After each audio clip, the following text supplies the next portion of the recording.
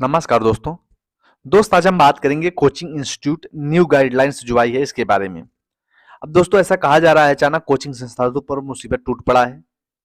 अब दोस्तों जान लिया जरूरी बात गाइडलाइंस में क्या है। दोस्तों आगे हम वीडियो में बात करेंगे।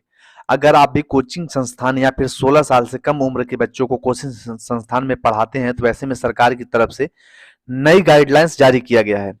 आपको पता होना चाहिए कि कोचिंग संस्थानों के मनमाने से देश भर के छात्रों की आत्महत्या की समस्या बढ़ गई है। ऐसे में केंद्र सरकार ने इसको लेकर नई गाइडलाइंस जारी किया है। अब दोस्तों आइए जानते हैं विस्तार से क्या है नई गाइडलाइंस।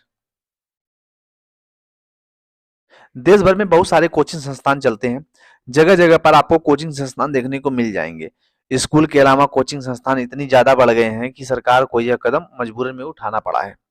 कोचिंग संस्थान के मनमाने से देश में छात्रों की आत्महत्या की समस्या दोस्तों बढ़ गई है। ऐसे में सरकार ने नई गाइडलाइन को जारी किया है। अगर आप 16 साल से कम उम्र के छात्र हैं या फिर कोचिंग संस्थान आने वाले हैं तो दोस्तों आपकी यह खबर जान लेनी बहुत जरूरी है। आपको बता दें कि अब कोई भी व्यक्ति कोचिंग संस्थान 16 साल से कम उम्र के छात्र का नामांकन अपने संस्थान में नहीं कर सकता। इसके साथ ही कई और guidelines coaching institute new guidelines को कोचिंग संस्थान के लिए जारी किया गया है, जिसका स्टेप बाय स्टेप नीचे वर्णन किया गया है। सबसे पहले कोचिंग संस्थानों को यह निर्देश दिया गया है कि वह 16 साल से कम उम्र के बच्चों को अपने संस्थान में एडमिशन न लें। वहीं कोचिंग संस्थानों को साफ निर्देश दिया गया है कि अच्छी रैंक की गारंटी देकर, अच्छी क्वालिफिकेशन की गारंटी देकर बच्चों को गुमराह न करें, अभिभावक गुमराह नहीं करें। अब कोचिंग संस्थान स्नातक से कम शिक्षा वाले ट्विटर को नियुक्ति नहीं कर सकते हैं। इसके साथ ही छात्र कोचिंग संस्थान में नामांकन सिर्फ तभी कर सकते हैं जब वह सेकेंडरी स्कूल में एग्जामिनेशन का परीक्षा दें। साथ ही कोचिंग संस्थान को आप वेबसाइट पर भी बनाना होगा। इन सारे पर टीचर की शैक्षिक योग्यता, पाठ्यक्रम, उन्हें पूरा किए जाने की अवधि और छात्रावास की सुविधा और कितनी फीस ली जा रही है इसके बारे में विवरण से दोस्तों साइट पर डालना होगा।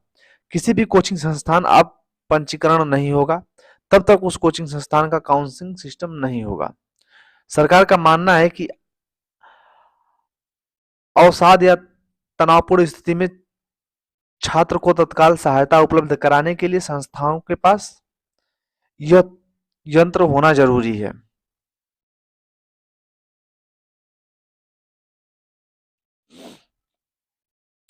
विभिन्न पाठ्यक्रम के लिए कोचिंग सेंटर इंस्टीट्यूट फीस उचित रखना होगा। ऐसे में अब फीस की रसीद भी अनिवार्य है। अगर छात्र अपने पाठ्यक्रम की पूरी फीस भुगतान कर देता है तो उस कोचिंग संस्थान वाले पाठ्यक्रम को बीच में नहीं छोड़ेंगे। केंद्र सरकार ने इसी के साथ सुझाव ये भी दिया है कि अगर कोचिंग संस्थान फीस ज्यादा वसूलते हैं तो उन पर 1 लाख तक का जुर्माना लगाया जाएगा। इसके साथ ही पंजीकरण भी रद्द कर दिया जाएगा। इन सभी दिशा निर्देशों के प्रभाव होने के कारण 3 महीने के भीतर नई एवं पहले से मौजूद कोचिंग सेंटर को आप पंजीकरण कराने का अनुमति सरकार के द्वारा दिया गया है। फिलहाल दोस्तों एक छोटी सी वीडियो थी। जिम्मेदार नागरिक बनने के नाते दोस्तों ये आप लोगों को जानना जरूरी है। चलिए दोस्तों मिलते हैं नए वीडियो में। Thank you.